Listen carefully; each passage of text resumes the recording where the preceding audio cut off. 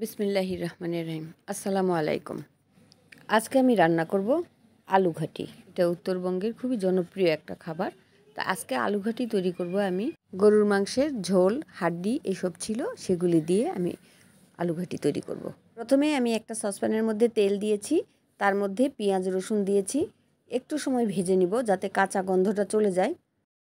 এর মধ্যে কিন্তু আদাও দিতে হবে, পেঁয়াজ রসুন আদা এই সব কিছুই দিতে হবে।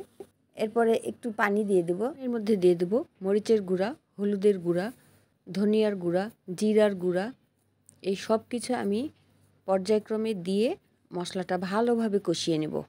গরম মশলার গুঁড়া হাফ চা চামচ দিয়েছি। এরপরে দিয়ে দেবো পরিমাণ মতো লবণ।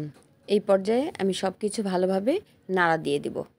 নাড়া দিয়ে মশলাটা ভালোভাবে কষিয়ে নেব।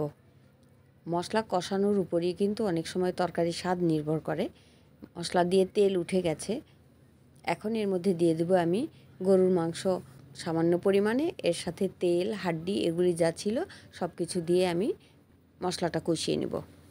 গরুর মাংস দিয়ে যদি আলু ঘাটি করা হয় সেটা কিন্তু খুবই মজা লাগে। আমাদের বাসায় সবাই এই ধরনের তরকারিটা খুব পছন্দ করে, আমিও পছন্দ করি। এখন মশলাটা ভালোভাবে নাড়া দিয়ে দেব।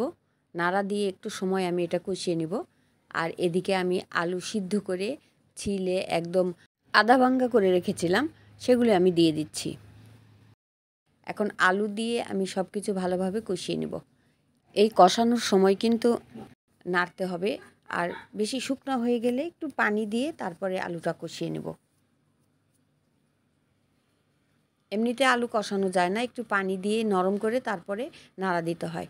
আর এই আলু ঘাটিটা সারাক্ষণ নাড়ার উপরেই রাখতে হয়, না হলে নিচে লেগে যাবে। যেহেতু এটা আমি স্টিলের সসপ্যানে রান্না করছি, এটা আরও বেশি লেগে যায়। এই কারণে একটু পরপর আমাকে নাড়া দিতেই হবে যাতে পোড়া লেগে না যায়। আর আলু ঘাটি পোড়া লাগলে খেতে ইচ্ছে করে না। সব এলাকায় কিন্তু এই তরকারিটা খায় না, এটা উত্তরবঙ্গে খায়। আমার আলুটা কষিয়ে নেওয়া হয়ে গেছে। এখন আমি পানি দিয়ে দেবো, পরিমাণ মতো পানি দিয়ে এইটা বলক ওঠা পর্যন্ত আমি একটু পরপর নাড়া দেব। এই আলু ঘাটি রাঁধতে কিন্তু অনেক কষ্ট হয়, কারণ আলু ঘাটি যখন হয়ে যায় আলুর ছিটা ওঠে, হাতে ফোসকাও পড়ে যেতে পারে। এই জন্য একটু সাবধান হয়ে দূরে থেকে এটা নাড়া দিতে হয়। আর এই তরকারিটা খেতে আসলেই মজা। যারা কখনো এরকম তরকারি খান নাই, এভাবে গরুর মাংস দিয়ে রান্না করে দেখবেন, আসলেই মজা, খুবই টেস্টি হয়। তরকারিটা প্রায় হয়ে গেছে, আর একটু টানবে। এই যে এরকম বলক উঠে গেছে, এই সময় খুবই সতর্ক থাকতে হয় যাতে হাতে ছিটা না পড়ে। চুলাটা অফ করে দিয়েছি, তরকারিটা রান্নাও হয়ে গেছে। ভিউয়ার্স, এই আলু ঘাটির রেসিপিটা যদি আপনাদের ভালো লেগে থাকে তাহলে প্লিজ লাইক দেবেন, সাবস্ক্রাইব করবেন আর বেল আইকন বাটন অন করে রাখবেন। যারা বেশি পছন্দ করেছেন তারা ফ্রেন্ডস অ্যান্ড ফ্যামিলির মাঝে শেয়ার করে দেবেন। ভিউয়ার্স, সবশেষে এর মধ্যে টালা জিরার গুঁড়া দিবেন, সেটা দিলে খেতে আরও মজা লাগে। সবাই ভালো থাকবেন, সুস্থ থাকবেন। আল্লাহ হাফেজ।